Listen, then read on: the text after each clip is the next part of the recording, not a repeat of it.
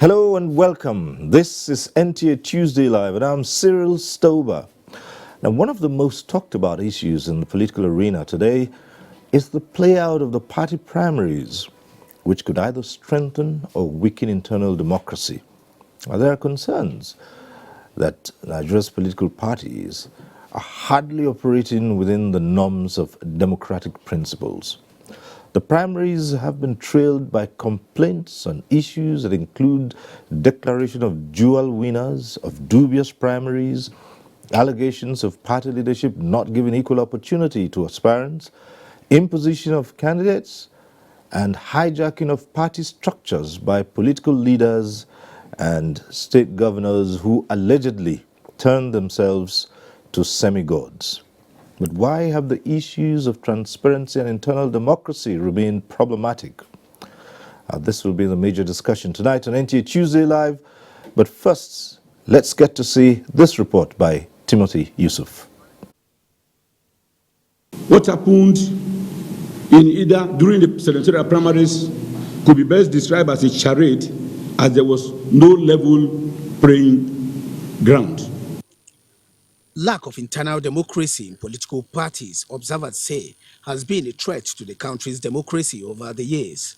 Party primaries throughout the country in the past clearly shows that political parties are not operating within the norms of democratic principles, as most of them are perceived to have failed to open up their doors to all party members to run for office.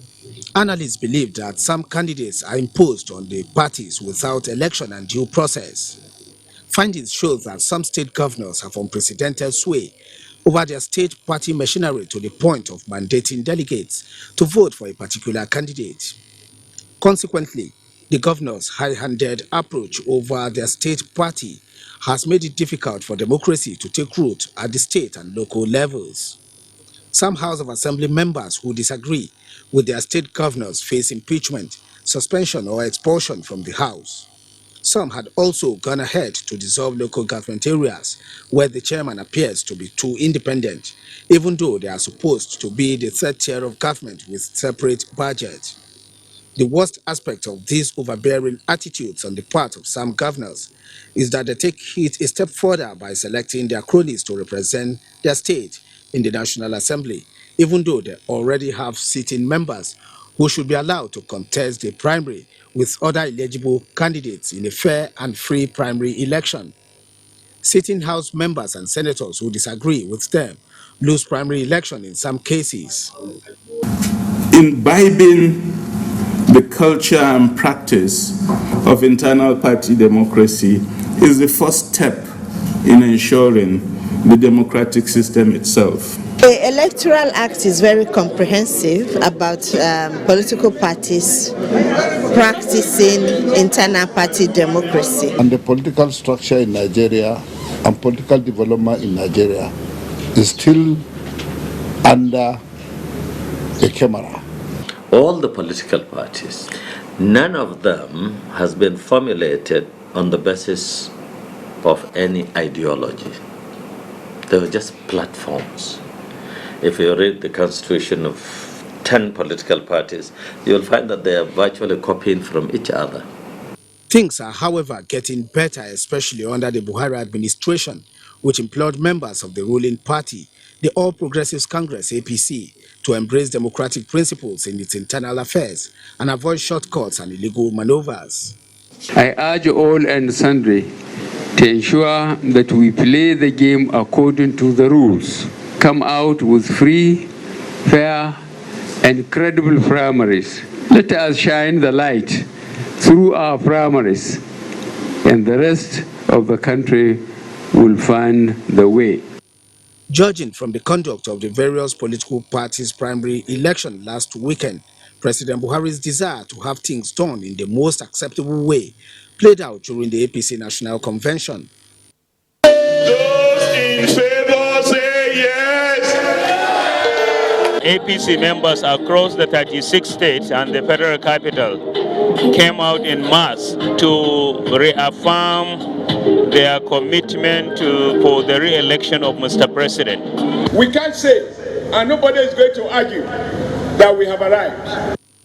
Other political parties maintain that it is imperative that Nigerians work together to ensure the victory of their parties as they recall resounding successes achieved during their conventions.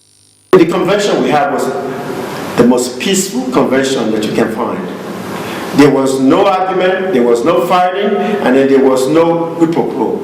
We believe that the journey has just started and it will take us to the promised land.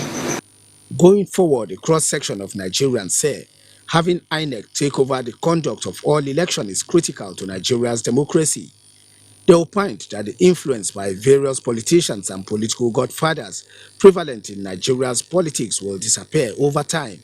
In that circumstance, stressing that elected officials will be more independent and responsive to the electorate when elected in a free and fair election.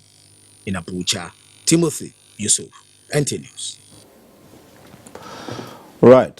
The report sets the tone for tonight's discussion. Let's introduce our guest to you tonight. We'd like to welcome to this program Honorable Farouk Adamu Aliu, who is a former member of the House of Representatives. Thanks for joining us tonight. Good evening, viewers. Let me also welcome Dr. Krisa Komas, former Deputy Governor of Abia State and member of the Board of Trustees of the APC. Thanks for being here tonight. Thanks for having me. Good evening.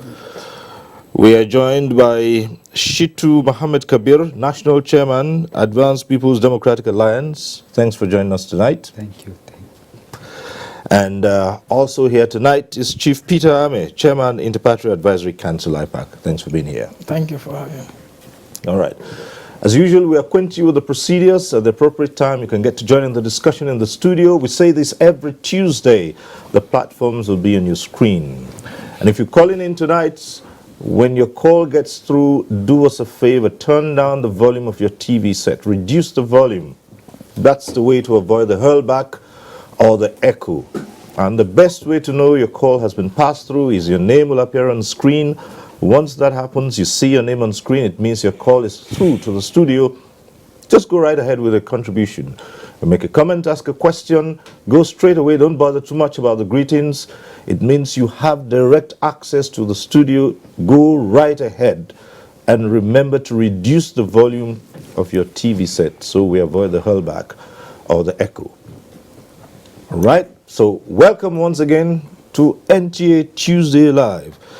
It's clear, it's party primaries, internal democracy, that's what we're looking at tonight. And let's begin by taking a look across board, cutting across political parties.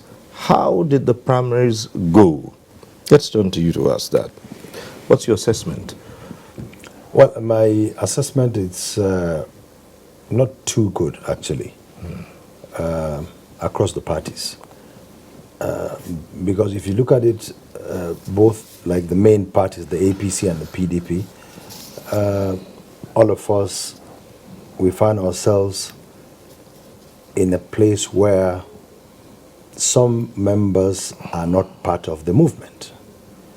So just like one of the speakers earlier who said that political parties are seen as vehicles for election, not vehicles or platforms for ideas and ideology. As such, you find out that there is so much bitterness in us politicians. You go for the primaries, you either have it your way. If it doesn't come your way, you discredit the whole process. So I think this is one part of the one aspect in the democracy that it's so bad. In fact, it's worse than the main election because the rancor that it's across board, where aspirants, acrimony and just like what you said also, where in some cases the leadership of the parties across board, whether in the states, local government or at national level, sometimes the leaders do not do justice to the candidates or to the aspirants. So these are some of the issues that bug both parties. And I hope this particular incident will be a shining light to us politicians that look, just like what Mr. President said, let us play by the rules, let it be free and fair, let there be justice and fair play. But unfortunately, there has been a lot of crisis in all the parties. All right. Okay. Let's get your assessment. Dr. Chris Akomas. Thank you very much. I think I will dwell my comment on the two major political parties, the ruling party, which is APC, my party, but I'm speaking as Chris Akomas, not as an official of the party, and the People's Democratic Party, PDP. In APC, the idea to have a direct primary, or the three that are in the constitution of the party, the direct, indirect, and consensus, was a good idea, but was it time okay to have all three operate at the same time? That's something to be looked into. And so at the presidential level, the presidential primary was fantastic. It was wonderful because we are lucky in APC to have a sole, aspirant. And so the voting at various levels, the world levels, the centers, people came out, and there was that movement because of the person. Now, if what we did in APC, if that had been done by PDP, where you had so many aspirants, I bet you it would have been a different kettle of fish. There would have been maybe crisis and all sorts of things. But PDP adopted the delegate system, which is indirect, and did that thing at the stadium, and it happened. Now, at the lower level, the state and National Assembly and all that, crisis and upon crisis. Why? Because there was free reign, a kind of free reign. You decide state by state what you want. Some decided for direct, some decided for indirect, and some said consensus.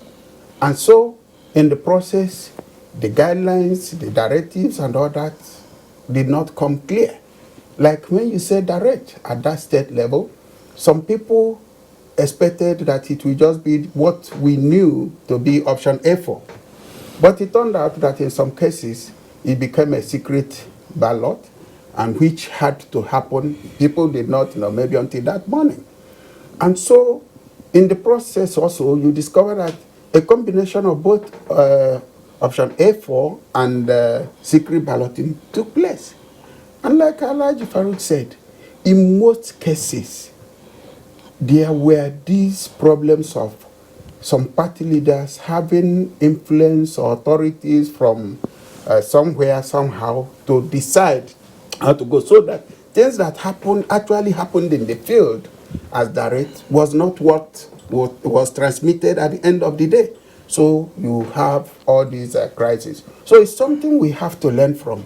Learn from it and find a way to improve on the system, because registers came from the headquarters, but other registers also appeared from within. And when the two combined, problems appear. So overall, we improve by the day. I keep saying it's a learning process, and somebody said, shall we continue to learn for how long? I said, even where we are copying this system from, they are still learning. If they are not learning, they would have also been able to go ahead of what happened in 2016 when their system was, hacked. So we're learning, and now that we have all this, and the beauty of this whole thing is that everybody, given the direction of Mr. President, is working towards improving the system. We have started this. What is desirable for all is these direct primaries, but it is something that requires a lot to get it done properly. Huge logistics and a lot of security need to control things. So we must all, working together, look at those areas and things that make it difficult. And I dare say, we have a problem with our political parties especially political party registers. I'm happy that some party chairmen are here. With all these movements here and there, if we have a good database where people can always, even at the local level, take care of all these movements, and then this is linked up to the national headquarters, you can say these are the true members of the party. As it is today, no political party can firmly say this is the number of people that are in our party, and this is what our register says, because people come in today, others move out tomorrow, and all that like that, and they continue to crisscross. So we must get it right, because that is the beginning of getting our internal democracy, proper, and then the organizational skill of whoever drives that system, the process of primaries is important. Okay. So many issues you have raised here, but let's go over to the National Chairman of Advanced People's Democratic Alliance and tell us, what's your assessment of the primaries? I suppose you went through the whole gamut of it too. For us, we want to see from the positive aspect, in the sense that you see that for the first time, the country is now talking of direct, indirect, and talking of consensus. The last time we had this was June 12th, when we have option A4. And option A4 worked for this country. Now we are back to that. Option A4 is playing back in a different way. When you talk of direct, you can see when the presidential election took place, direct primary, you have about 14 point something million people that voted. You could count that these are the type of people that voted. And so also if other parties have gone that way, we'll have known how many members other parties like has. And then some go for consensus. Now some are saying, okay, let's go for indirect. Now, where I say I got it from the positive side is that we have come to embrace democracy. We have believed now that sovereignty lies in the hands of people. People now know that the sovereignty lies in their hand. And that is why you see the struggle. So what next we need to do as people and a country is, okay, let's now look at mechanism with which parties, every mistake we make in 2018, before 2023, by 2022, we must legislate to bring up what are the mechanisms with which we say, okay, parties like us, we believe that in order for you to drive membership, by 2023 we should have parties that are just from a local government. Where we should have parties that are just from a state. If you are able to say, okay, Ghana 1 million or 500,000 members from a local government, your party will be confined to those local government. If you are able to say, okay, there's a population of about 2 million voters, let's say in Katsina, and your party was able to get 1 million people registered, then you can be called a state. And then if you want to say, okay, let's party be a national party, let this party have so because now you have 14 million, which we have now known APC has. If other parties too has their member, we take from there and then to take correction from what has happened now and be able to build on 20. Well, that's the APC you're talking about. Tell us, what was the experience of your party? What did you do? Which did you adopt? For us, we took consensus. We took consensus and it worked for us. At all the levels or at what level? We took consensus at all levels. And that really worked for us, like in Zamfara. They all gather and they all be able to, in a manner, because it is a consensus, you'll be able to first of all talk outside, agree on whatever you want to agree, and come in, which is more better, because you have agreed that, okay, the issue of wrangling cannot come in because you have agreed before you come into the voting ground. So all consensus for us is one of the best. All through the country was by consensus and no dissenting voices. There must be. You should know that you are struggling for power. There must be dissenting voice, but it will be minimal because you must have agreed before you get to. MPN did the same thing.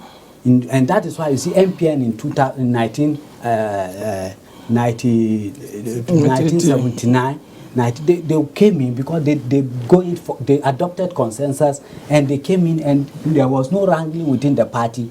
And while other parties are still struggling within themselves, MPN took the day.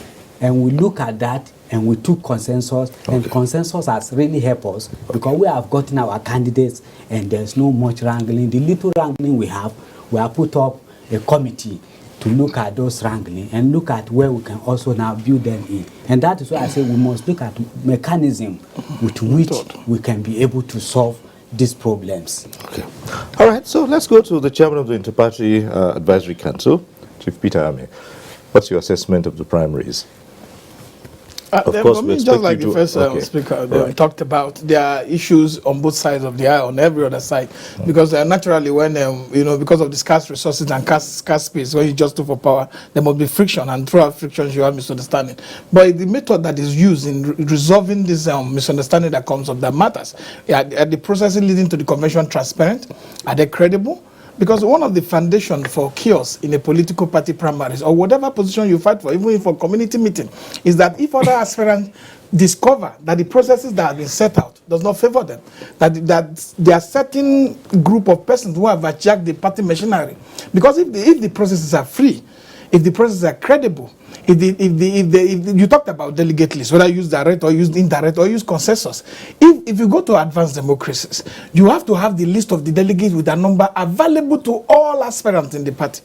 You have to make them available, not available to the persons who are of your own choice person.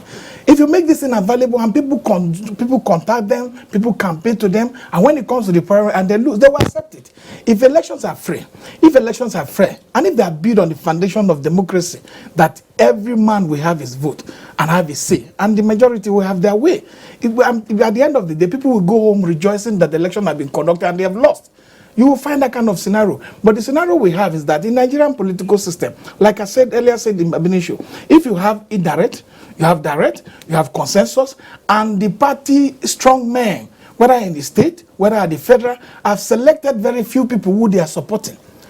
And it's very obvious. At times you try to pretend as much as you can, but those other aspirants who are jostling for this space, we also see that these persons have been favored by a certain group of persons that are more powerful than them, that are put in place, maybe the party executive, maybe in the state, the party executive at the national.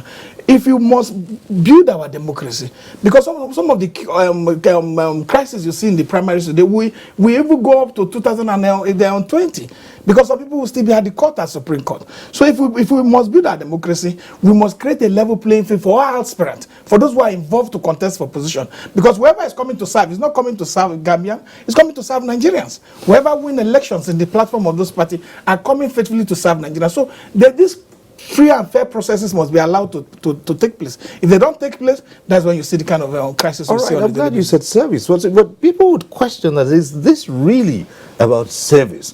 Because if it is about service, why the cutthroat competition? Some say this is more about making personal gains, and that's why people can go to any length to manipulate the system, to fight and to enthrone themselves or their cronies at all costs. Because if it's about service, why would you need to go to all that length? Well, sadly so. And unfortunately, you also find out that all these movements happen only during, when elections are close by. I mean, people don't defect in the middle of, a term, So ultimately, it is personal.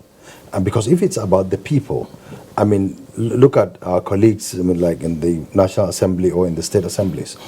If you fall out favors with your either governor or leader of the party in the state, or you move to another party. So it's nothing, it has got nothing to do with, the system. But look, which platform can I use to win an election? So, because most of the things are not issue-based, sadly.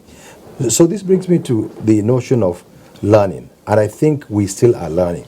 As far as these primaries are concerned, it's a new thing that the APC has brought. Sadly, in this panel, there is no PDP. So I think we would rather not talk about PDP because there's nobody to speak on their behalf. But in APC, God knows, the party decided to bring these three scenarios so that each state could choose which is best for it. But still, there is no state virtually in APC that there are no crises here and there. All right. Didn't that add to the confusion? One side is okay, would adopt this system here. The states adopt what you want to. State A will say no, it's direct. State B, no, indirect. Then you have. Would it have been more helpful if, for instance, the party had adopted this right down the line? Well, that is true. But then at the same time, then where is the democracy if the party insists in one thing while we are different states? I mean, so if the party tries to push down the throat of the states, do this as a matter of right. It could be like the national headquarters is dictating. But I think with the experience now, maybe it would have been better if the party had said, look, for an experiment, let's go for direct everywhere. But then, just like one of the panelists said, the registers is also an issue. The registers came very late, so the aspirants did not have time to go through the registers to even know how many people are where. And in terms of accreditation, also there are some issues. So these are things which I think all the parties are going to look at and ensure that certainly next time we look at these gray areas and correct them. Dr. Akamas, people have said that many Nigerian political parties, once elections are over, that's it. They stop doing the business of the parties, especially when the parties win election and they hold certain governments. The party structure itself leaves off its business of running a party and begins to be co-runners of government. And that's why you have a situation where parties do not update their registers. They can't come out with anything to tell you anything about what the party structure is. But as soon as it's a few months to elections, they realize that something is missing. How do you assess that? It is a major problem, not just the parties. It's even a problem throughout the electoral system. You discover that most of us, politicians and all the likes, relate with INEC only when it's close to elections. And over the years, there has been an improvement, and with IPAC and all that, now there are, a kind of awareness campaign, trainings and all that, voter education that comes to play. But within the party, something that we must, as politicians, as Nigerians, as members of political parties, we must learn to contribute to the success of the party, both in funding, in ideas, and otherwise. Most times we just elect officials of the party and abandon them to their fate. Members don't even make their monthly or quarterly contributions dues that should be paid to the party.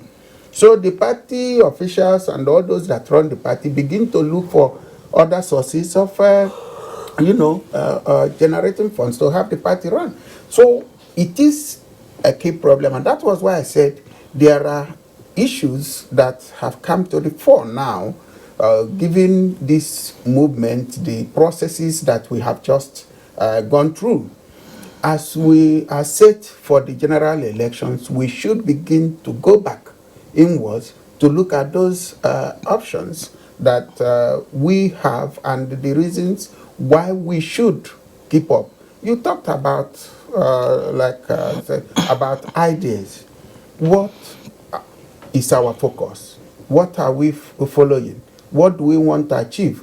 Not just that this party is a vehicle for me to get into an office.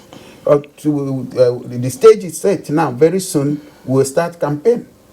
Our Nigerians, our members of parties, our handlers of our candidates going to focus on issue-based campaign? Or are they going to do the normal thing of mudslinging, insulting people, leaving the issues, not telling us what they want to bring to the table? So these are issues. So within the party itself, and the members we have to also do their own thing, and those officials of the party will have to get organized because they have to drive this process of making sure that members live up to expectation. And when they do that, when people stake, even if it's 1 naira that you contribute regularly, you have staked something, then you must hold.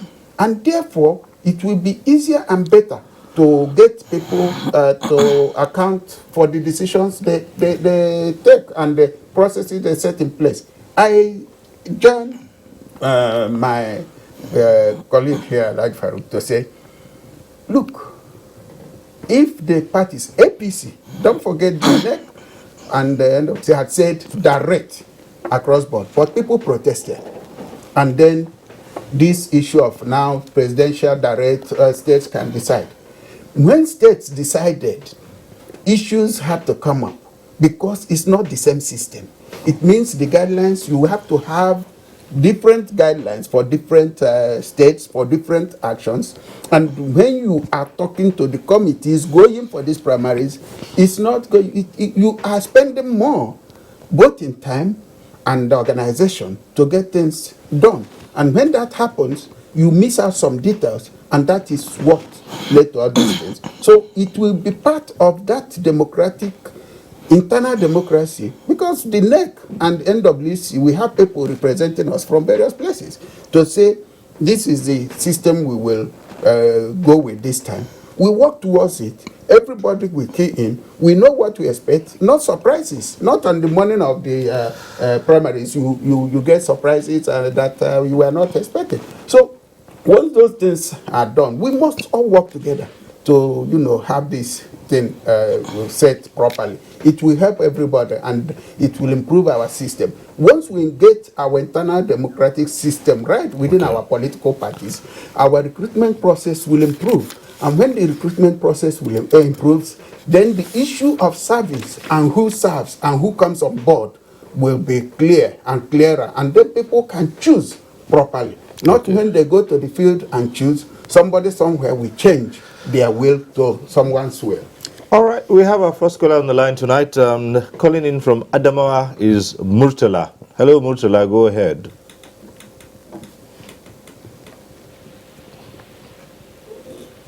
Good afternoon.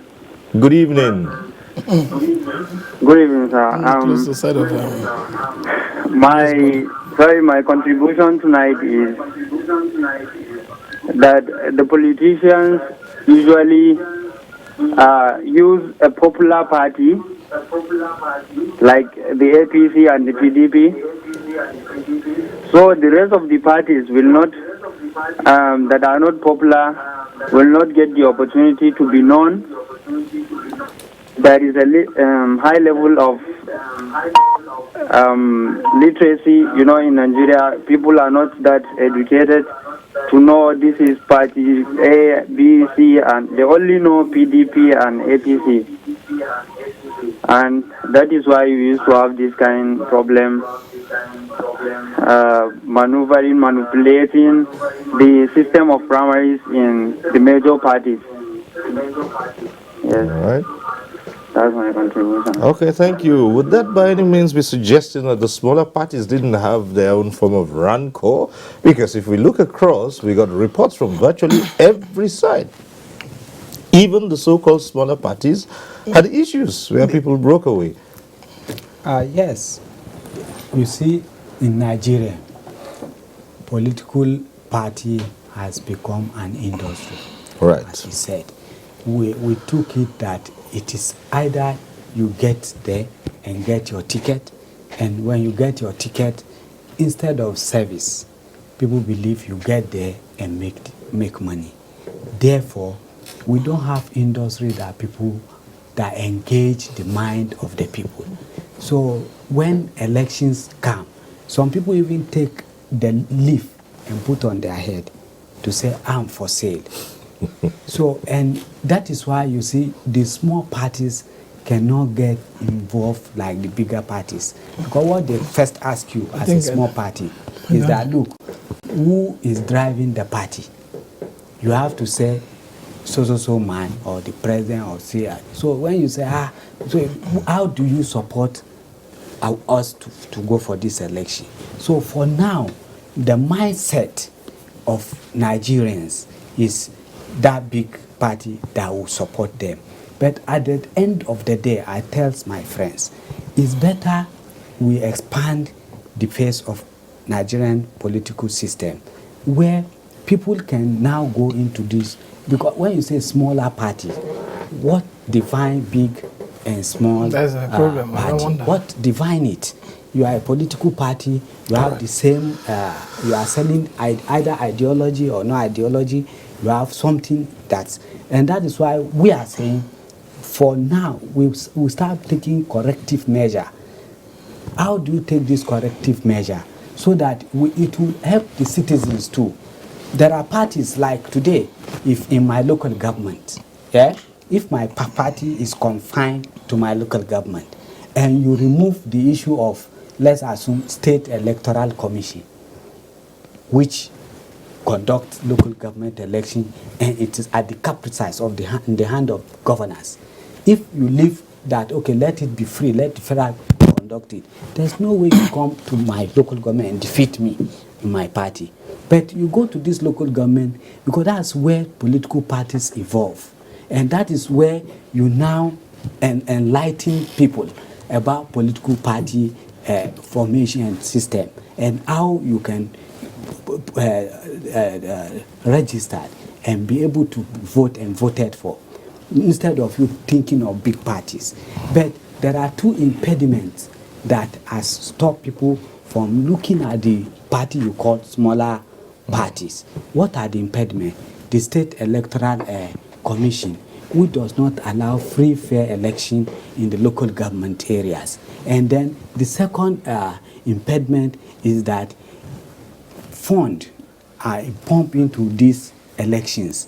Where do you get this fund from? We don't have industries that could support. We only have government that could support. So people are struggling to get into government to be able to fund whatever this thing they have. So until you are able to move out of this to, and then what we are saying is that, okay, bring up what you call Electoral Offences Commission, which we thank Mr. President, I think he just signed it now.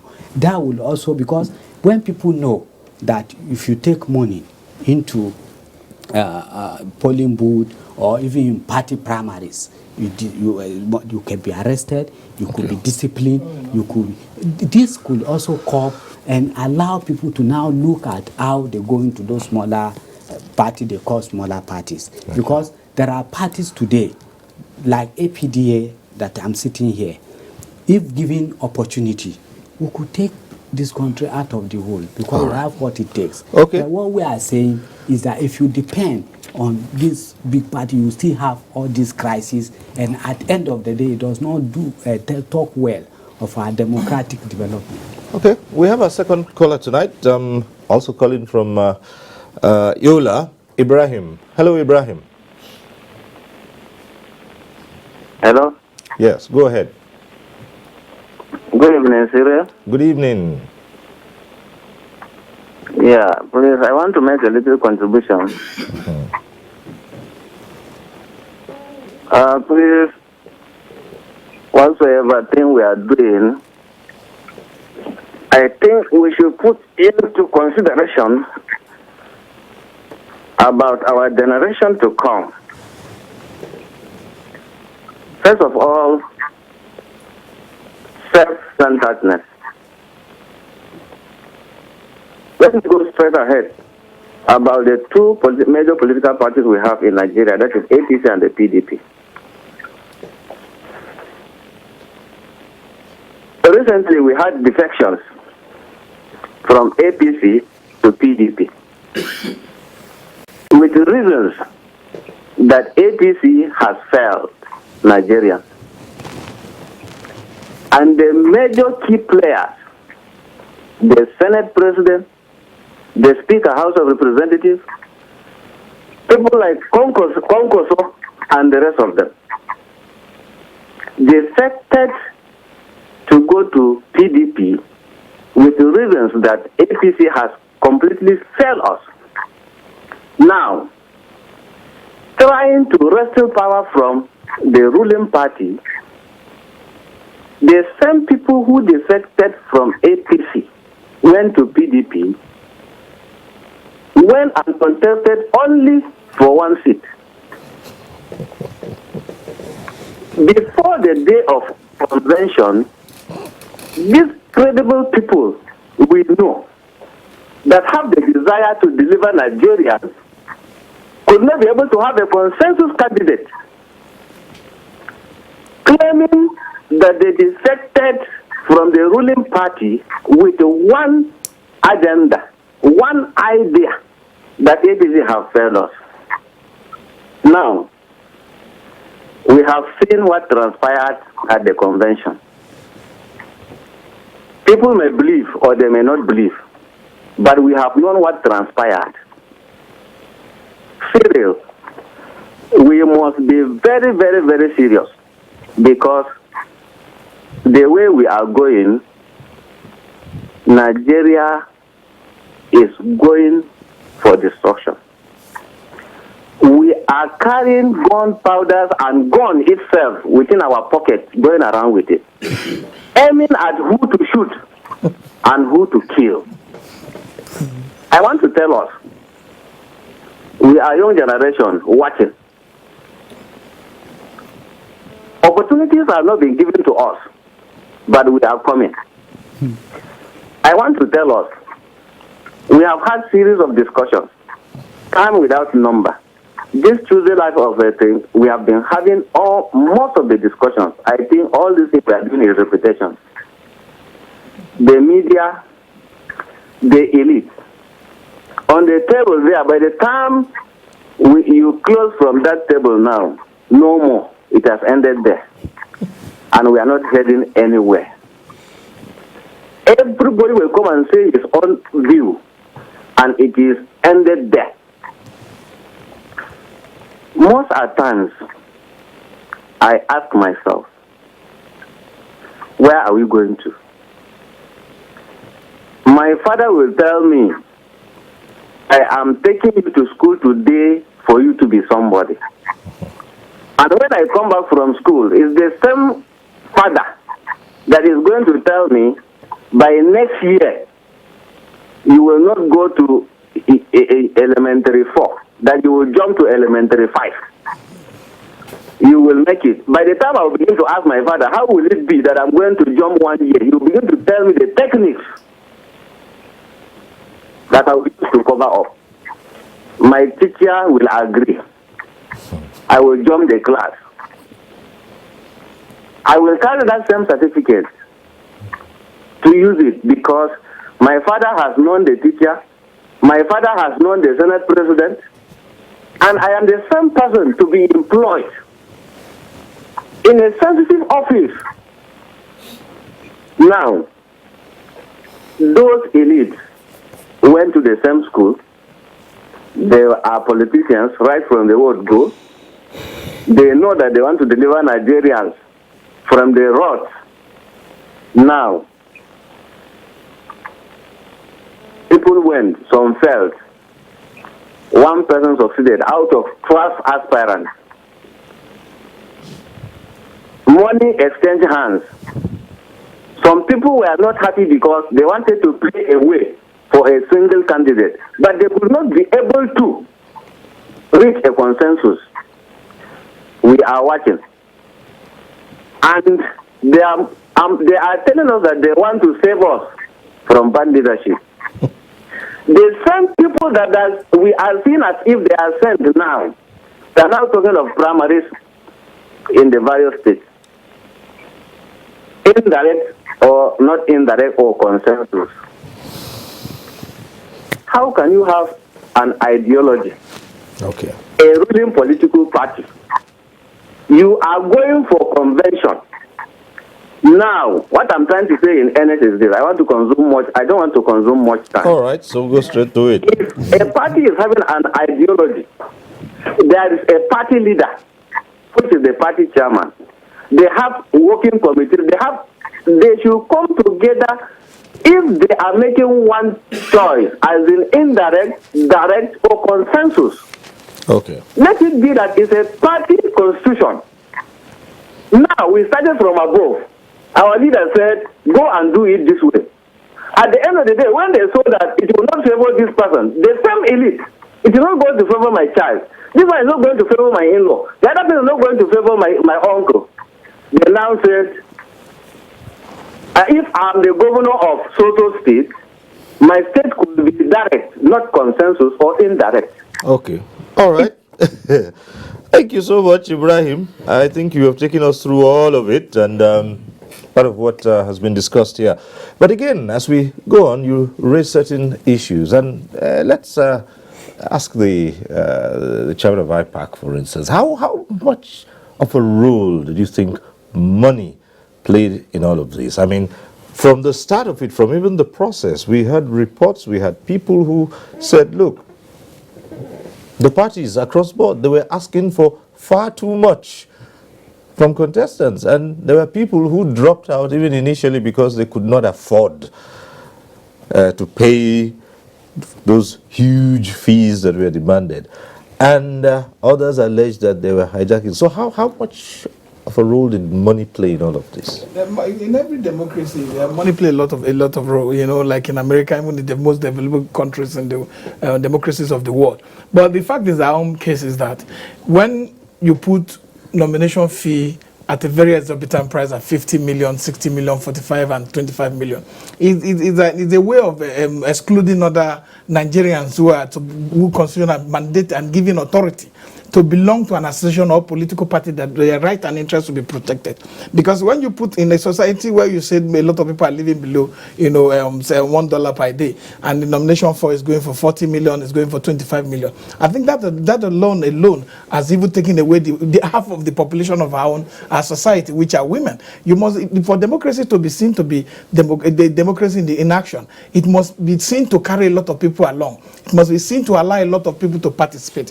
One of our major problems in these primaries, in this political party issue, is that we have so many strong men. Parties are built based on strong men. If you talk about state primaries, I said it earlier on, one of the major issues that you are seeing is that the state governors have total control of the party structures. They hold on to the how they call it, delegate list. They hold on to the how they call it, guidelines for the conduct of primary. Because for you to be able to have a transparent process, like I said earlier, every aspirant aspiring to be a candidate for that election must have advanced copy of that guideline, must have advanced copy of that delegate list to be able to know who to contact and how to participate. Earlier on, they were talking about small parties. I don't think we really have small parties, because one of the major issues that we are having is that some parties are at a disadvantage. They do not have public fund. Because most times, the people dip into public fund to run political parties. If you don't have public fund, and Nigerians are not educated enough to participate in the ownership of political parties. Because if you have over 200 million people, and you have 10 million people even paying membership dues for political parties will grow. But the other parties you see, where you say small or no small, by 2007, my party had already won 2 governors, senators, they also said, and House of Rep members and House of Assembly as a PPA. But today, look at where we are, because we have defective electoral laws and defective management of party system. One of the problems is that if you continue to have this defection process, by 2000, AD had over 6 governors. They were there today. People defected because you have this process where laws are not enough, are not strong enough, are not fine-tuned enough to protect upcoming political parties. If you talk about the duration of political party, for instance, parties are supposed to grow with time. He talked about local government elections. If there are local government elections in Nigeria, you wouldn't have this issue we're having. As we're talking across board, across all the states, there are no local government elections, and we are believing that the state governors are too strong. Look at the presidency for the presidential level for all. If you want to take a cursory look at the issues, the presidential level, they share power. You have the judiciary that is fully independent. You have the National Assembly that has its own independence. Go to the state. The state House of Assembly are another process are wings of the governors. The local government, the electoral commission that are supposed to conduct elections, free and fair elections in some state, have not conducted election for 8 years. So if we have strong men engaging the process and not allow Nigerians to participate in the free and fair democratic process, there will always be frictions, and there will always be crisis in political party primaries as long as it is seen not to be transparent, it is seen not to be fair, and it is seen not to be credible. If you lay these three foundations on the ground in preparation to conduct a political party primaries, you always come out fair. But because people want to have their stooges in office, people want to live and leave somebody behind, somebody wants to be in control of government after leaving office. These are the crises you are seeing. There's nothing more. And the jostle for political space without allowing free voice, allowing free members of the parties to participate, killing the voices of the members of the party, even those who haven't founding members, but because they do not have the financial strength to participate in the process, has been disenfranchised indirectly. So we must grow up beyond this base and say, look, if a person is a member of our party and does not belong to my own group or is not my friend, but as far as that person has competence, has merit, and has ability, you allow a free and fair space for them to participate. Because the essence of all we are trying to do is to go into government and provide for the best amenities for our people. Stop talking about borehole, we start to talk about pipeline water, as it has always been in Nigeria. We start to talk about healthcare, talk about unemployment, and talk about issues, and reduce ourselves from more slinging and insult and hate speeches, because these are facts that we must put on the table, so that political party must see, as far as I'm concerned, they are not small political party, but because there are too many strong men in some specific parties, they have made other looks as if they are not working. But I have parties who have come on board recently, who have come on board with very heavy innovations. We have parties like ASD, we have parties like ANN, we have a lot of parties that have come with a lot of innovation to be able to look at how they can transform the Nigerian economy. Nigerians must be able to give other parties space, because the Constitution has already given Nigerians the opportunity. When it says that you have the right to belong to a political party, to belong to an association, that where your right and interest is protected. If you belong to any political party where your right is not protected, I don't know why you want to keep them. But the fear is that when you go for election, you need people that will support you. In developed countries, you call for dinner, people will bring 10 pence, people will bring $1 and contribute to your campaign. If you call for that here, you're going to end up in the hall alone. So these are the facts, these are the issues. If you call for that here, you need to have friends like the former deputy governor, have a lot of friends who will now contribute to your campaign and make your campaign robust. And that is why people own those who have been elected into office. People control those who have been elected into office, because they are not free funding. There's no contribution by the Nigerian process. Nigerians are not willing to own the process. Okay, so who pays the piper dictates the tune, right?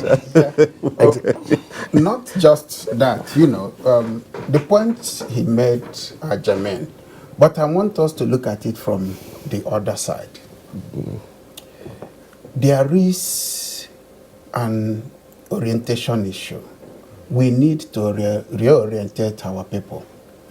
We need to get the party members and indeed the people to think aright and know that they have the power, they have the strength.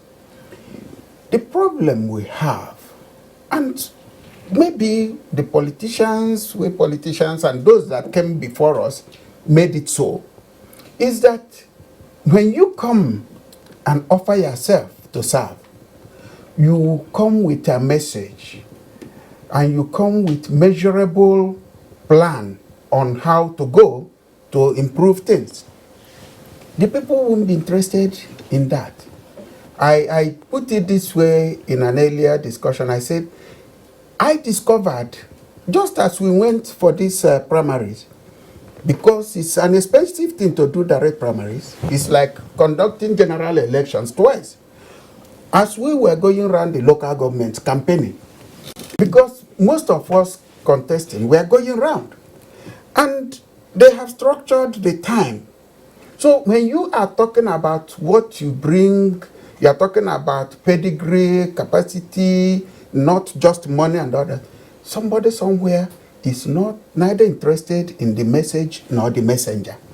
Their interest is only in how much has it come with. Let him drop it now and go so that we can share, because another customer is coming.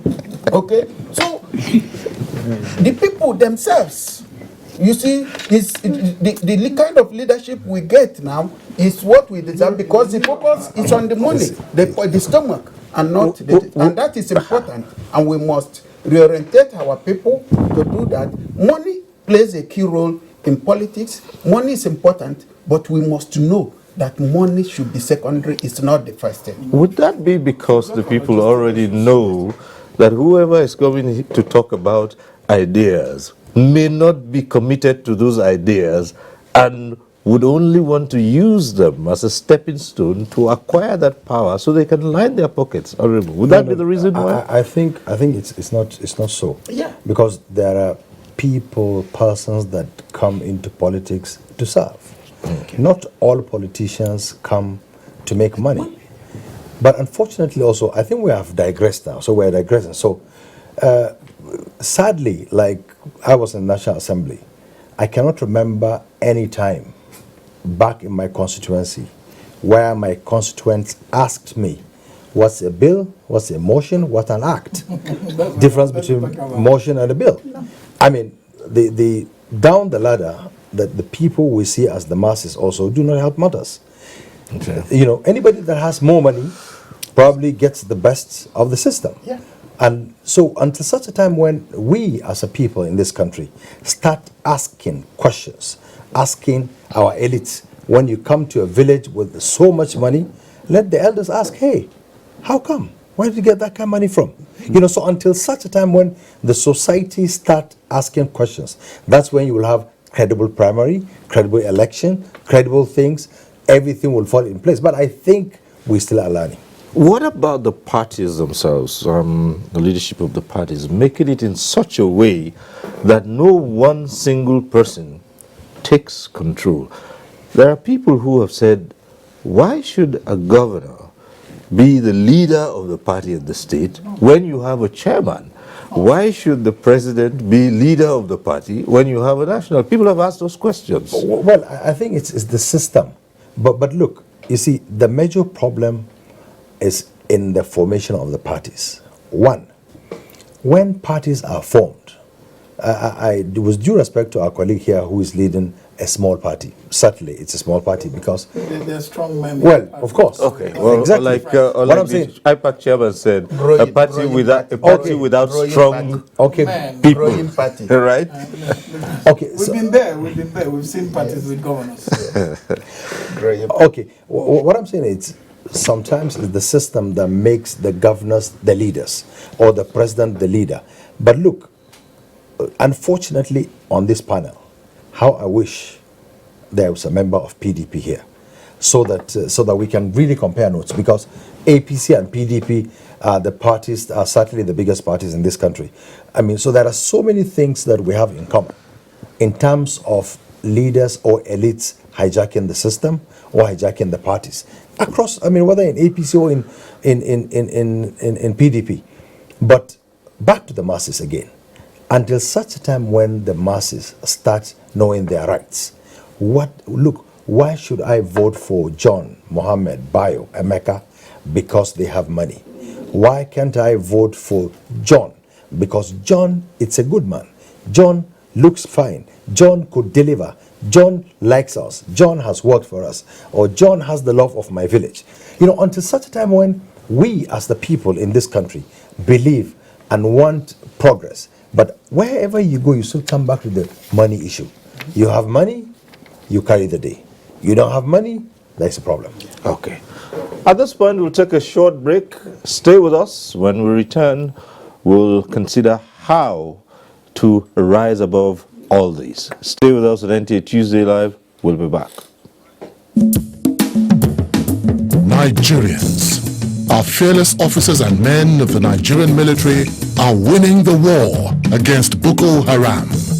Today, all occupied territories have been recovered and Boko Haram has been degraded. Our affected brothers and sisters are getting their lives back. However, they are now after you and me. In our mosques, churches, schools, motor parks, markets, entertainment centers, and public gatherings. Be vigilant. Be security conscious. Report suspicious persons, objects, and movements to the police and other security agencies. The security of our nation is a duty for you and me. Nigeria, unite against terrorism. This message is brought to you by the Federal Ministry of Information and Culture. The struggle for independence had been a long and tough one. Our founding fathers and compatriots sacrificed their comfort and even shed their blood. We cannot at this point in history afford to spirit away their sacrifices for immediate but temporary gains of today. Let us emphasize what unites and not what divides us. Working for the unity of purpose with a stronger vision for a better tomorrow. NTA, growing with the nation. Nigeria, the only country we can train with remarkable potentials to excel. Let us believe in ourselves and change our attitude for the sake of our country and generations unborn. Let us revive our cultural values, which are our essence as a nation. Let us renew the spirit of patriotism and hope in our dear country. Do not take or give bribe. Be punctual always. No more African time. We can't expect to be global citizens and operate on African time. Join the queue. Insist that people are attended to on a first-come basis, no matter who they are or where they come from. Nigeria, good people, great nation. Make you report any crooked person, object or wakajube movement to police and security agent demo. The security of our nation now work for all of us, so plus including me and you. Nigeria, make we unite against terrorism. Now, Federal Minister of Information and Culture bring on this message.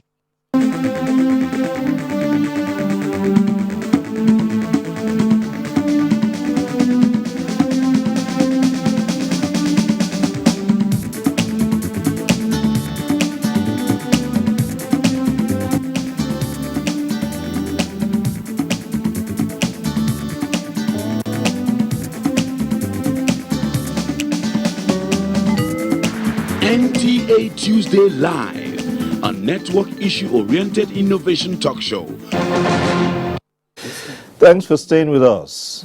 Party primaries, internal democracy, that's what we're looking at on NTA Tuesday Live tonight. But as usual, we took the topic to the citizens out there. Let's get to hear what they have to say about that.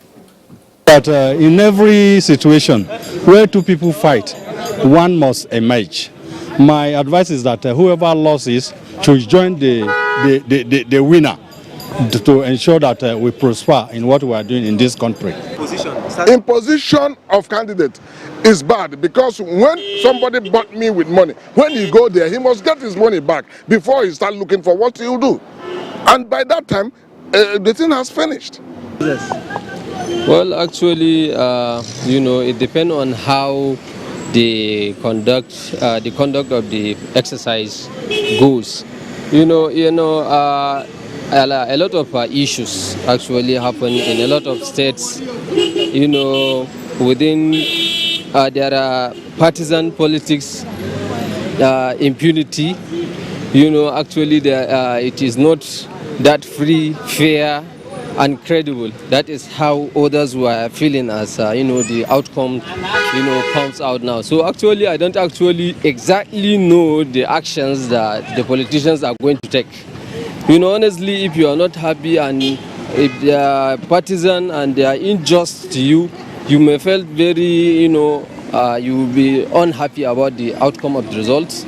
You might decide to take another decision if you have a proper if they suggest a better option for you, like other parties decided to offer you some, chances of being, their own candidate, or you just... I think internal democracy is the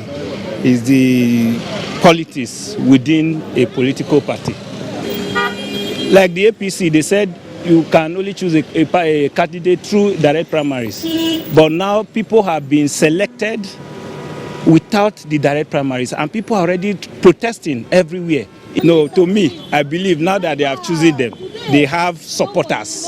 In as far as you have PDP everywhere in Nigeria, you have APC everywhere in Nigeria, definitely they all have supporters. Immediately, Atiku Abubakar emerged about 2 days ago. You can see that everywhere, everybody is discussing Atiku, discussing Buhari. So I think they are the major contenders and they have supporters everywhere in this country. This convention, I know those that they lost the convention, Does that mean they will run and leave the party? They have to remain there and fight for their right. Actually, it's left for the people to know the best candidate among the two of them. And for money politics, this does not really reflect the will of the people, because democracy is all about representative government. Money doesn't represent. Money comes in to serve the purpose of those who are spending it. You go to market with your money to buy what you want to buy. In politics, when money is the question and the answer, then it does not reflect the will of the people. Because it is, after all, the person who will be elected, the person going to be elected with money knows that his money bought the election for him. So exactly. So the discussion goes on, even as we were listening to the citizens there, airing their views on what internal democracy in the party should be like. Now, we took off from the point we asked if it was okay for parties to let individuals, no matter how big, hijack the structure. And we had the chairman of IPAC say that, well, what you have is not small parties per se, but you have a lot of strong men and women, I suppose, in some parties, and they call the shots. You see, unfortunately, just like what you said, that after elections, the parties are abandoned. I think it is high time now for the parties not to rely on anybody, for the parties to continue to work every day from day one of election to the next election, so that there will be seminars, workshops, symposia, so that people will understand what did we do wrong or what did we do right to win the election. What did we do wrong? How do we improve on the services? How do we improve on the party primaries? How do we improve in doing things? So until such a time when there are contributions, dues are paid, parties are bubbling, they are interacting with INEC, because INEC also in some cases goes to sleep until after 3 years, when electoral act is going to be enacted and so on. So I think the earlier we as a people agree that, look, this time around, from this 2018 onwards, after the election of 2019, the parties should be up and about, hold constant meetings, train the whether elected or non-elected officials of the party, so that there will be, everybody will see that, look, we have a party in the country that can move forward, move programs of its people. Right. One of the callers tonight said not many Nigerians are fully aware of the way the parties are run and so many things like that. And then there are people who have also raised questions about the political parties themselves. How much awareness do they push out there for their members, for the general public to understand, the various processes by which leaders emerge, by which members are recruited? Because all you ever hear about is somewhere in the middle, close to an election, X, Y, Z number of people have defected from party A to party B, some from party C to party D, and the like. I think this is one of the areas where we have difficulties. Difficulties in the sense that even party loyalty and commitment is not being given its due place as we go. Talking about educating members of the party, we have party machinery, and meetings are supposed to be held, and meetings are held. But like has been pointed out, once after elections are won, you discover that most times people will not even call party meetings. You are talking about educating the people and the masses and telling them how the parties are run. There is a common saying that if you want to hide something from a Nigerian, put it in a book or a document, because what our people read most times are headlines. They don't read the stories. The social network now, unfortunately, we have more fake news than the real news, and that is where our people seem to yes, they are giving attention to now. So I think we have to find a way, political parties must find a way of using that system to educate members of the party. How parties are run, how things are done is not being, pushed out more. It's still shrouded in a kind of confidentiality, or could I maybe secrecy. So that is where people get to know things last minute. And those few that get to have the information ahead of time appear to be superstars, and they use it, twist it, drop names, say things, and somehow, because the others may not know, they just follow and do the wrong thing, thinking that they're doing the right thing. So the political parties must also, as we talk about developing the system and how to, improve on our internal democratic systems, and how to improve our general process, we must also look at that aspect within the political parties of the best way to educate members. Actually, if we do what is right, the political parties have the telephone numbers of their members. It's there in the register, in the database. And we have this bulk messaging. We have all sorts of systems now. Technology is available to us to improve things. So we can actually send information to our people, educate them. But the problem is this issue of funding.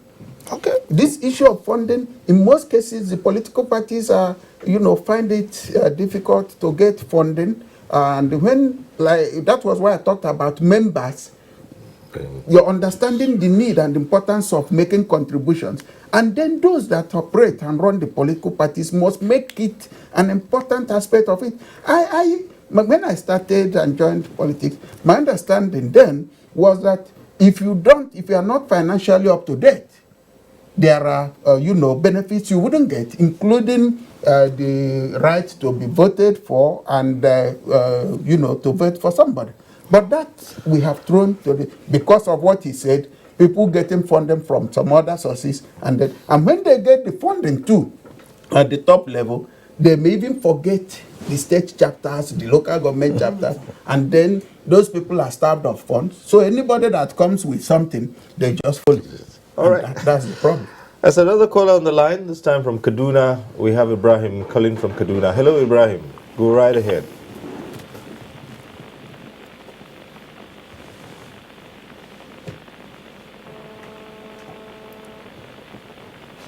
Hello, Ibrahim. Ibrahim from Kaduna.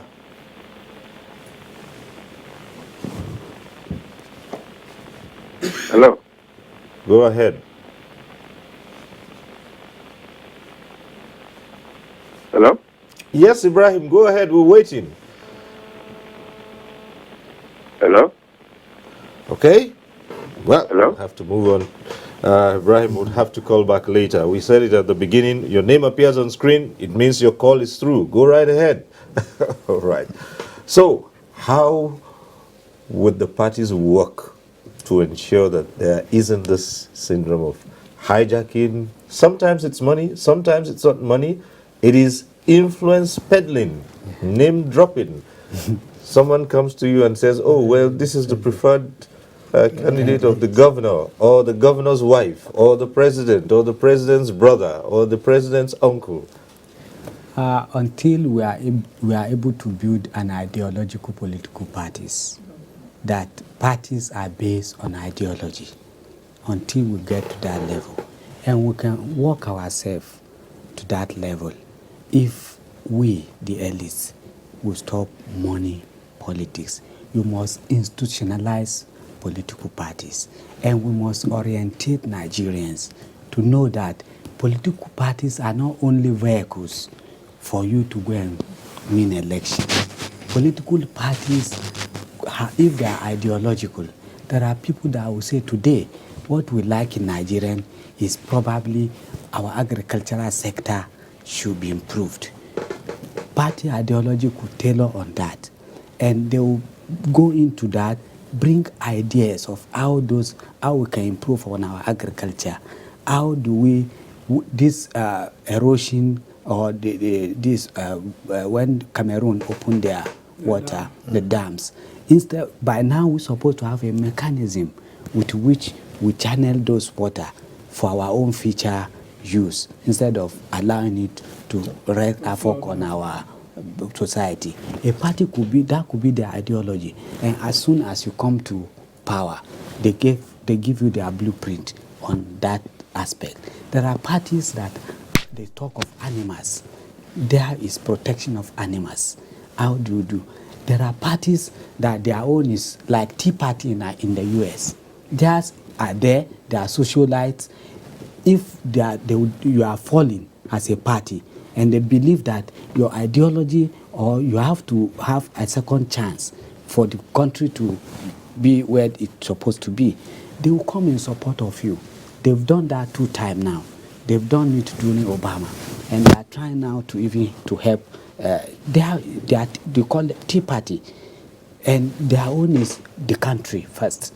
Whatever will better the country called American is where they are. So, but here we have incited, and it is in the psyche of our Nigerians that a political party just rise today and goes to get power, and that is why we put our mindset on power. So until we are able to reorientate and now allow Nigerians to know that party evolve over time.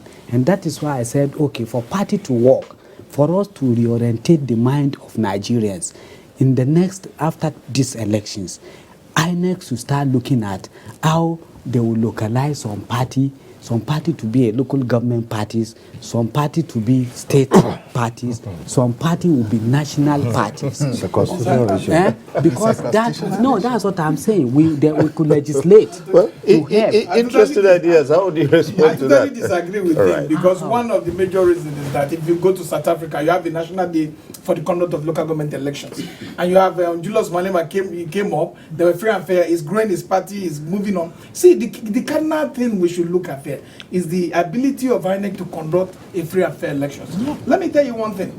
See, people think that if they go to parties, it's APC. APC has 24 governors also. States where APC has no governors, if you go there, you will see the difference. How the state executive are surviving, how it's difficult for them. You go to PDP, they have governors. State they don't have governors. I've been fortunate to be in a political party that had 2 governors. This party that I'm sitting on today, the PPA, I've been fortunate to be here, and I've seen how it happens. One of the these things we must do. When you talk about ideology, I look at it and I laugh. There are a lot of ideology-driven political parties in Nigeria. You have a Labour Party, which is a socialist movement. You have the ASD, which is a socialist movement. You have Socialist Party of Nigeria. See, let me just break this down. Our issue is that we have gone out of, even the Constitution has defined where a political party should function. Chapter 2 of the direct line of state principle of state policy. It has stated what you should do, how you should function in government, how you should not function at government. If everybody comes to the game and the umpire is playing by the rule, he has set out lines that every participating political party, whether you have strong men or you don't have strong men, because I really do not want to use big small parties. As we are speaking, there's a former minister who have gone to United Democratic Party in Taraba. They are forced in Taraba as we are speaking. Former minister of Women Affairs, the party before. She's in UDP, because we have strong people who come to political party to drive the process. And when they go, the party goes back to its cocoon. We must sit down at all of us and look at how we can structure, and look at the waste panel, look at how party management must come on board, look at equal right for every political party. That one party does not have opportunity of funds and the other does not, is staff of it. We must see how we can drive advocacy to speak to the Nigerian people, to belong to a political party. We have over 200 million, like I said earlier. Let 5 million go. Let's have free and fair local government election. Let's take it on for the hands of the governor. If you look at the 80s, the 70s, local government were doing roads. They were providing pipeline waters in community, even with just 10 million allocation on a monthly basis. With the joint state joint local government account, where local government are supposed to get 250 million naira per month, local government is doing nothing. They can't even pay teachers. They can't even pay for local and amenities in the communities. We must free this thing from the whims and caprices of the governors, from those who have hijacked our electoral process, who have hijacked our democratic process, who are using it to their own advantage. If you don't belong to the camp of the governor, you can't win the primaries. If you don't belong to the camp of the governor, you can't be elected into office. This thing is not democracy. If we shouldn't put all the old blames on those actors who are not within the political party. The political party must have attitudinal change.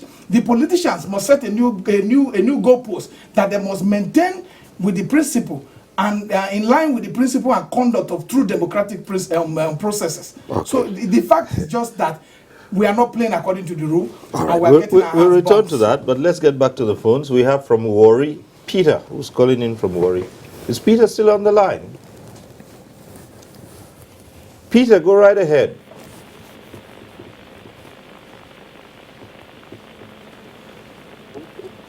Hello, Peter.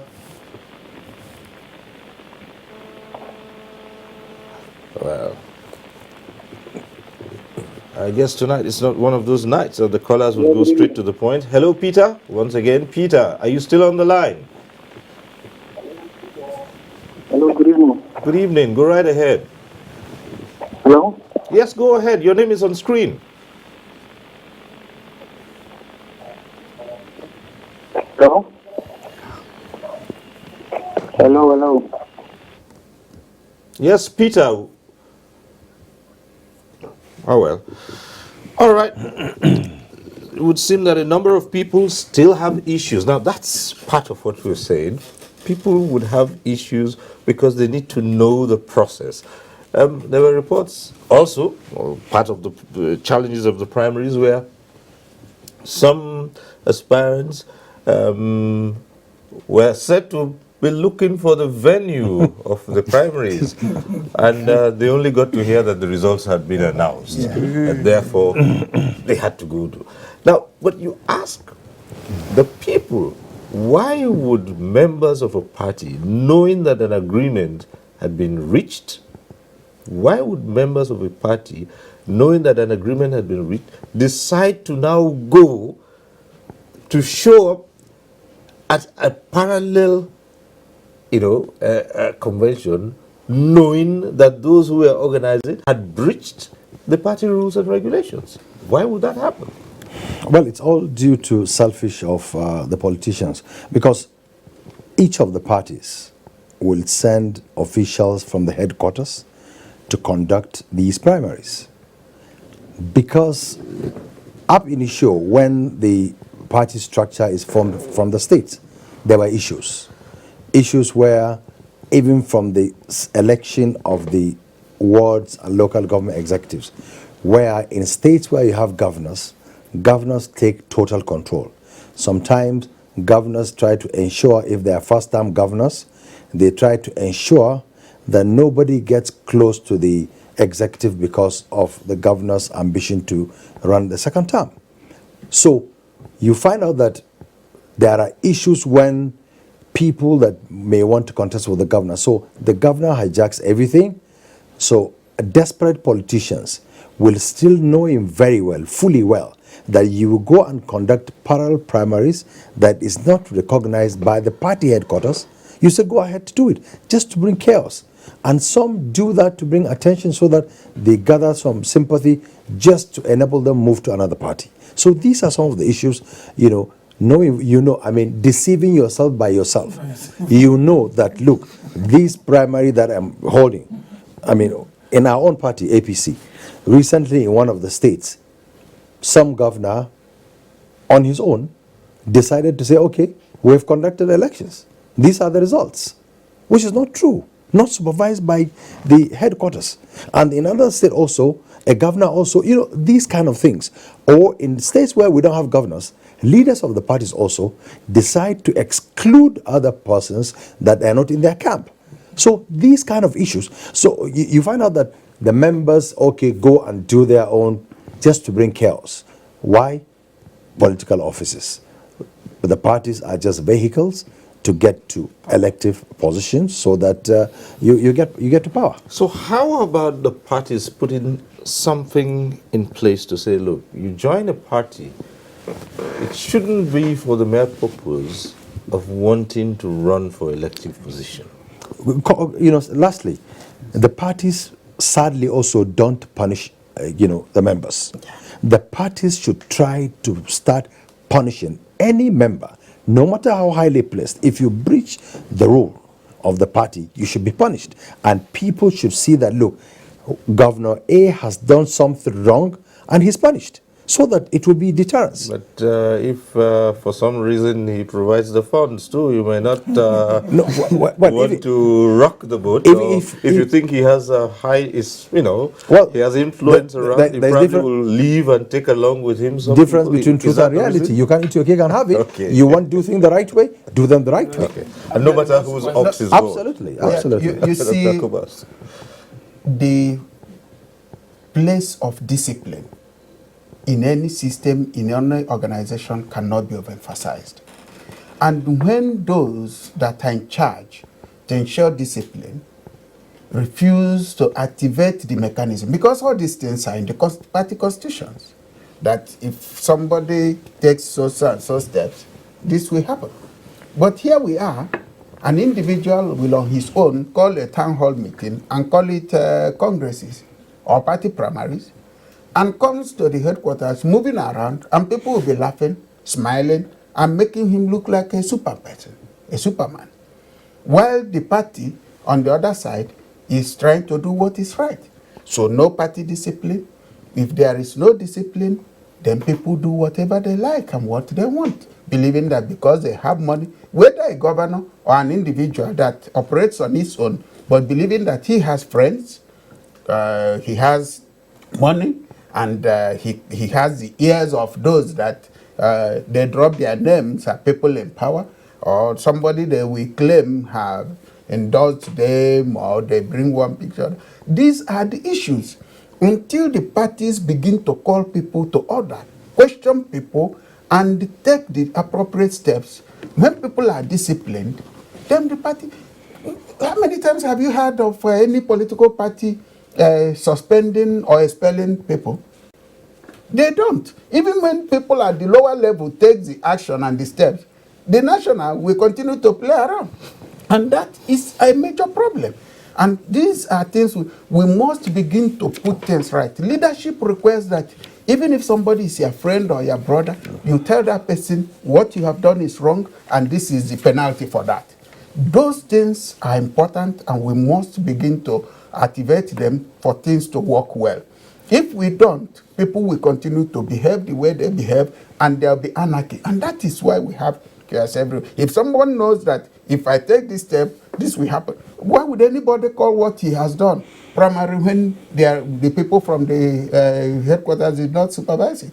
Even if the people sent did not behave well, but you know that these are the right people and they have come for this, then you can, channel your grievances through the proper process. And we have all sorts of processes to present our grievances. So the political parties must, especially I'm talking about the managers of our political parties, must begin to call to question errant and recalcitrant members who likes to cause trouble, because in politics there are people who are encouraged to come and cause trouble.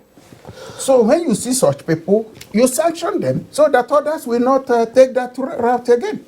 An issue we raised here was, could the parties put in a mechanism to say, for instance, if you cross it over here, it shouldn't be for the purpose of running for office? Because some of the complaints they raised at the primaries were that a lot of people said, for instance, they had worked to develop and build, and some so-called influential people had defected, had come in, and therefore the whole system had to be skewed in their favor. It's even there. It's in the Constitution. That is why we have the provisions that if you come into the party within so period, if you've not been a member of the party within so and so, you will require a waiver if you want to run for an office.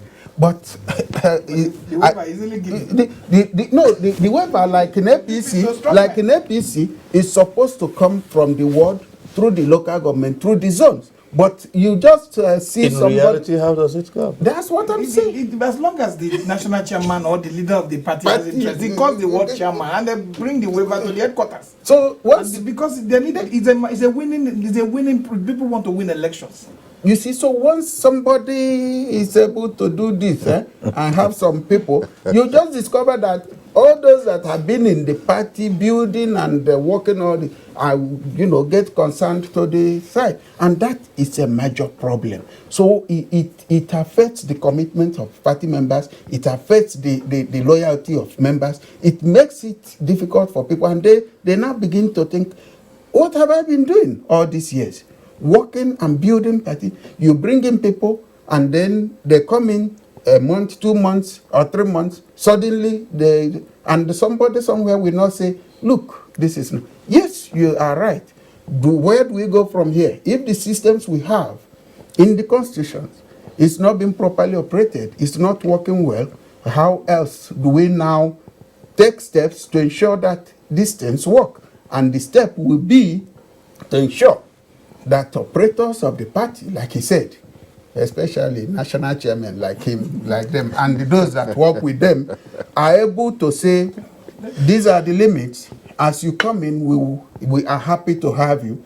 But if you are going to do this, you have to follow this. Right? Let it not drop just like that on the head of the people. And let the people come and say, this will do us good.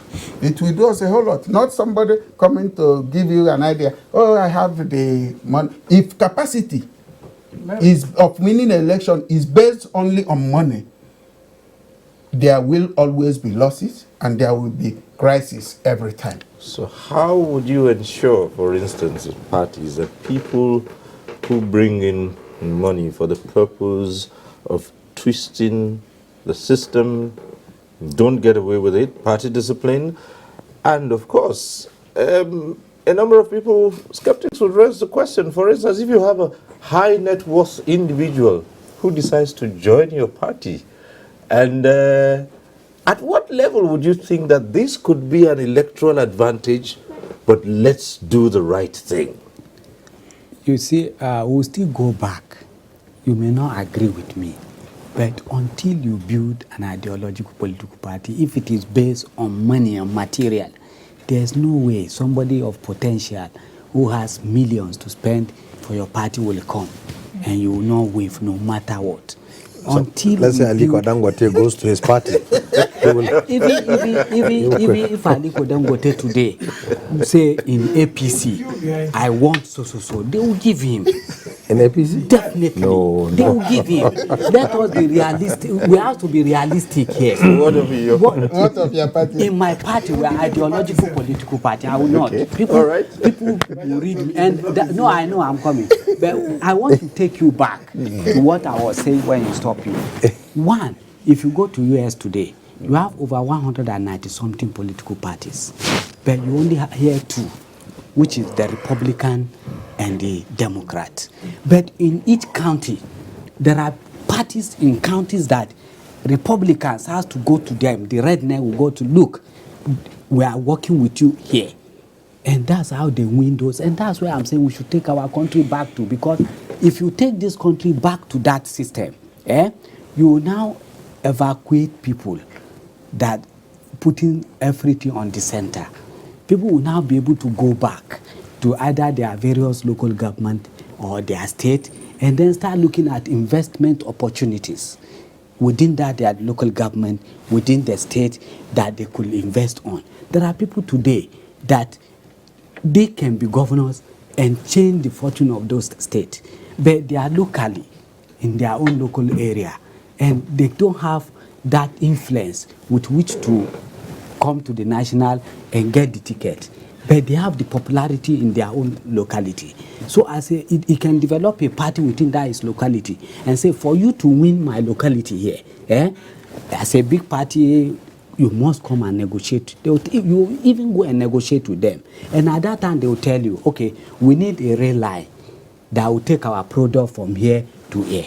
I'm just giving an example. And in that way, you like any party that comes to agree with them, they vote for that party, knowingly that when that party get power, you are coming back to do that thing for them. But as it is today, everybody runs to Abuja. And that is why you have to gather, sell all your farm product or all your this, and come to Abuja and start seeing people. And party cannot evolve this way until we make a decentralized political party system and build it on ideology that each person will have different means to what he wants and could be able to achieve it within his own locality. If you are a big party, come back to me, negotiate with me, negotiate with my community, negotiate with my state, and get what you want. Then people's mind will be moved from money politics to developmental politicking. Okay. Recurring line here is the matter of funding, political party funds, and which many have said is the reason why individuals can hijack a party. How can a party be funded? Is it by charging such fees as we have seen the parties all charging, that they make their money? Because they have some parties who say that's how they get their funds. Right.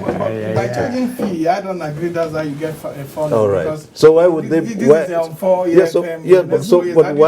would the parties, all of them, well, almost all, at least the many that I know, why would they charge so much? The issue why 50 people could pay for governorship tickets in one party, probably APC or opinion, is because they believe that the 50% chance of winning election is already conclusive, because you have 191 registered political party. I know about 40 parties who give form for free, but nobody goes there. This government won't go there. So why would people not go to places? Because our electoral process, as soon as it becomes free, as soon as it becomes fair, as soon as people can go to ABDA, people can go to PPA, people can go to YDP. Excuse me, can I just conclude this part? Okay. It becomes fair, and people can go to this place and win elections without godfatherism, without impositions, without name calling and big manism. People will. The key to political expansion and expanding the political space is participation, and people are not going. Like in 2011, we presented people in Bayelsa, they won the election. Even in 2015. But it takes a lot of people with courage to come and do this try and see that this process, if you are popular within your community, you could participate in an election and win. And when it comes to funding, Nigerians must wake up to own the process. If you announce in your party that you have 14 million people, that you don't even need the issue of funding. If those people are paying 1,000 naira, even 100 naira per month, you have a lot of resources to run the party. But these are not in line, in tandem with the reality as it is right now. Because Nigerians believe that political parties are meant to bring money to them, not them bringing money to political party. If you have somebody elected as a senator within your senatorial district, you come home, you are supposed to ask him, how many bills have you passed? How many motions have you moved? How many laws have you been able to support for the good governance and development of our country? Nobody asks. They say he has been senator for 4 years. Where is the road? It's not his responsibility. We need to do more of advocacy, more of educating our people in owning these parties, because this party is not individual. It's not personal. It's a public institution. It belongs to the people. Whether you register, as soon as the party is registered today, it no longer belongs. It belongs to nobody. No association can own a party. No group of people can own a political party. You can only join a political party as a single member. So Nigerians must be educated to see that. Please go to a party you want, go to a party you like, and fund the process. And we have a situation where parties can grow. As of some years ago, DPP has over many House of Rep senators. They are no more because of defection. Labour Party had governor, had senators. They are no more because of defection. You have PPA who had 2 governors 2006, House of Reps 2009. They are gone. Because how do you establish party discipline? We gave our governor in Abia a query. And because of that, he was angry. He left. You can't give query because I'm governor. So these are facts that you must put on the ground and see from experience where we are coming from. We have parties who have won elections over the years, who are going into a state. Like I told you about AD. When AD came, they were having 6 governors, they were big. But before misunderstanding, the governor felt, you have offended me, I'm moving. And he goes. And the party keep on crashing. So one of the things we must do, we must put round pegs in round holes and spare peg in square, by making law like maybe when my brother go back to the Senate, let them make laws. Let them stop this defection thing so that we can expand the process. Let them make laws. Take over local government elections from the hands of the emperors. I see the governors has been too intimidating, too over assertive, and too in control of the local government authority. If they allow local government elections to be free and fair, parties will expand. We have 274 local governments in Nigeria. If you have 200 parties, you will still have your share. But there are no local government elections in Nigeria. In 1998, when we're starting this current political, this Fourth Republic, we had local government election before the main election. We cannot continue this way by allowing governors to, if you want to conduct local government election tomorrow, the State Assembly can sit today and make new guidelines for the election tomorrow. And even remove the commission chairman tomorrow and then write results. See, please, we have issues, and we are not looking at where these issues are, how we can be able to grow our multi-party democracy. Multi-party democracy is the best everywhere in the world. Senegal has over 300, Benin Republic has over 180, South Africa has over 100. It's because it gives, I'm sitting here because multi-party democracy gave us the opportunity to air our views. If you go to some of these parties, you disappear because of the level of intimidation, the level of not allowing people to hear their voice, the level of not allowing young people to participate. It exists because there are too many strong men trying to control a very small space within the political party. Let me just defend, the party, well, my party, the issue of funding. Now, we all sit here, complain that the parties go to sleep and so on.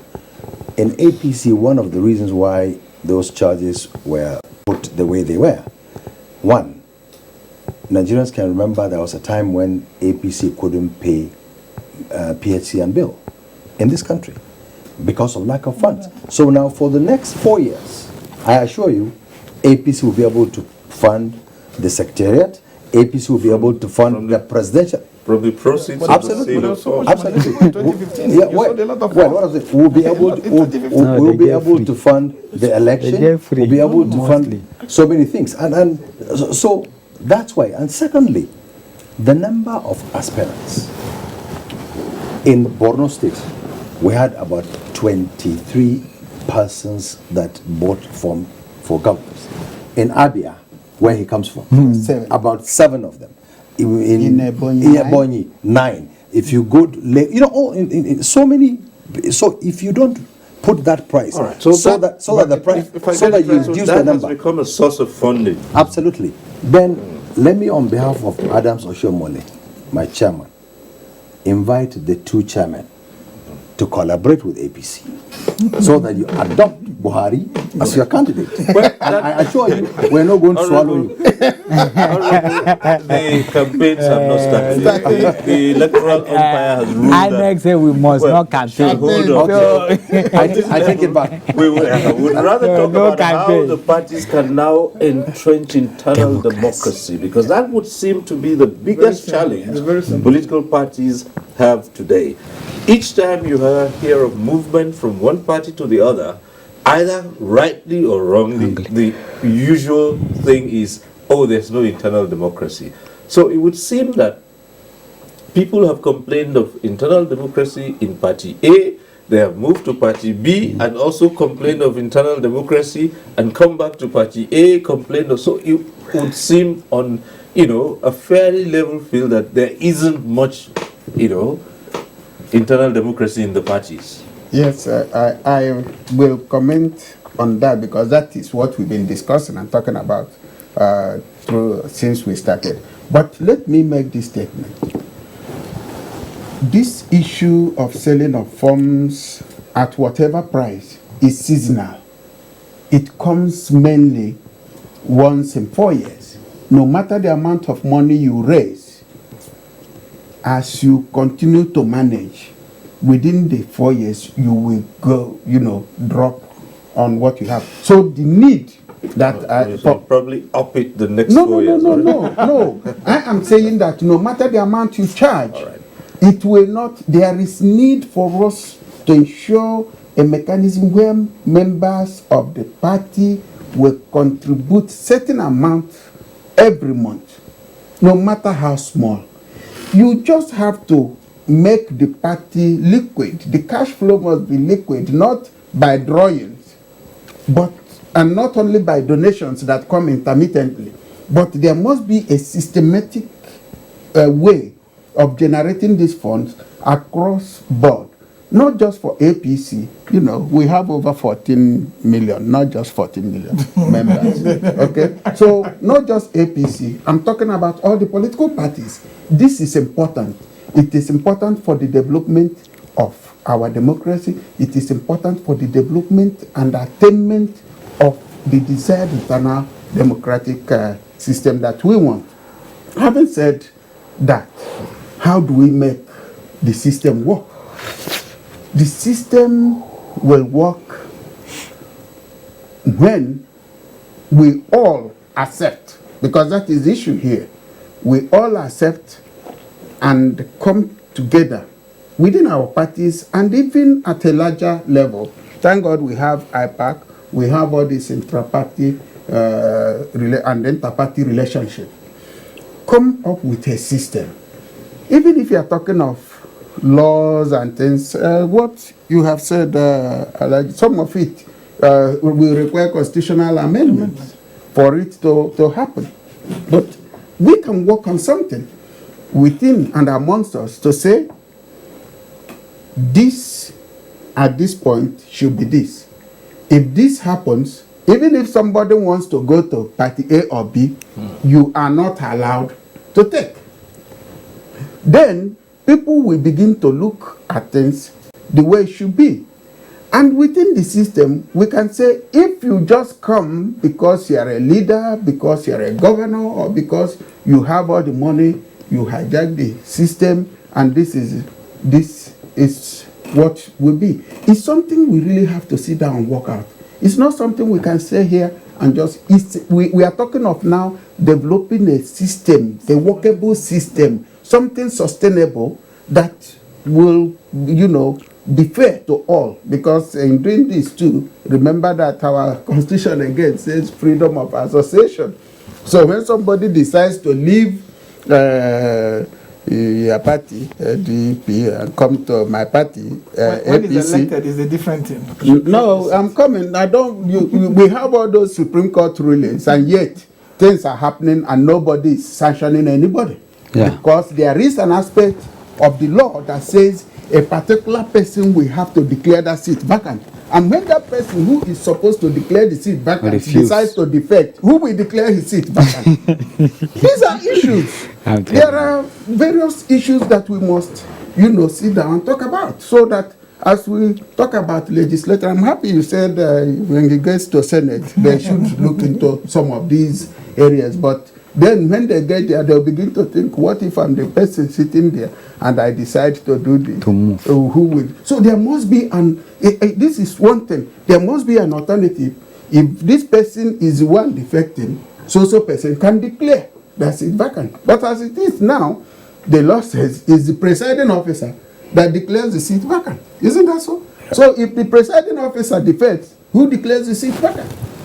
Okay, so there are so many things that we must sit down and think through, work out to ensure internal democracy. It is important, it is germane for us to work it out properly so that our system can work. I commend the national chairman of parties, especially these big major parties where you say strong men are, because it's not easy. With Nigeria, we are still trying to develop our institutions. We have more individuals than the institution. All right. People say you're not reinventing the wheel. So when they say it's a learning process, I say, well, it's at least a level you must have attained by now. Yeah. And people say it's still suspect. How do you explain that? We're talking about it now. That is another level. Okay. In the past, were we able to discuss it this way? No. It means that the awareness is coming. We are now thinking about it. And when you discuss a problem and there is that problem, you're thinking about it, solution will come. And it's that solution that we must all focus on. Yeah, it's like when we started 1998.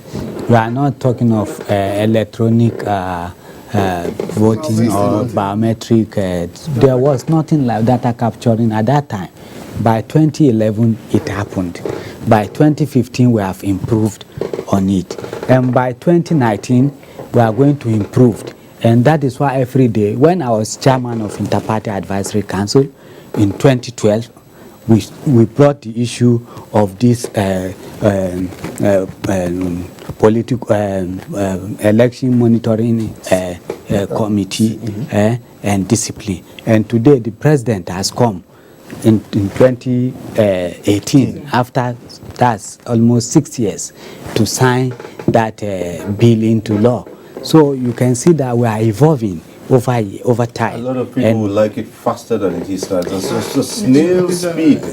Nigeria doesn't have much time. People are in a hurry to develop this country and take it to the level where it should be. You think things should move faster?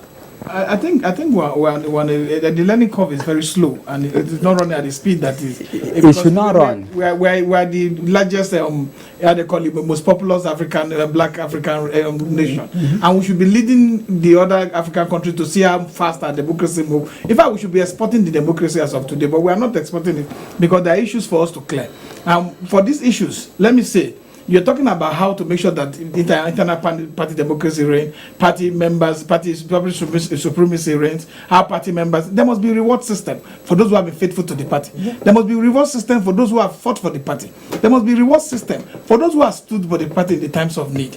You cannot continue to jump those people and jump over and expect the party to continue to grow. And two, even within the family system, where you have a small, the smallest unit of a nation, you find out that if you don't play by the rules, if you don't put out guidelines that will ensure that there's fairness, there's equity, there's equality, and there's how they call it, a purposeful ending to all the activities that's been put on play.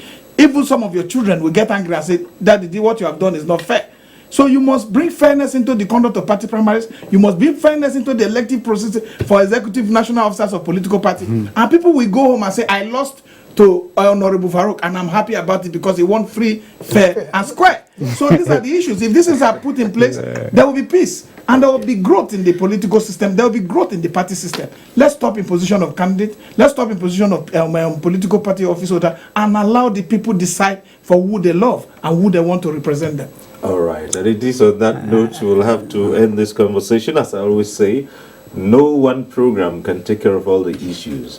Some other time we'll look again into party internal democracy as the whole system evolves. For now, we'd like to thank our guests for coming on this program. Honorable Farouk Adamu Aliyu, we thank you for being here. Thank you very much. Dr. Chris Akomas, thanks for sharing your thoughts with us. Thank you. Shittu Mohammed Kabir, thank you. Thank you. Here. Thank you. And Chief Peter Abe, pleasure. it's been interesting talking with you. Thank you very much. And thank you too for being part of this program. Next week we'll reach you again on NTA Tuesday Live. I'm Cyril Stover. Bye for now.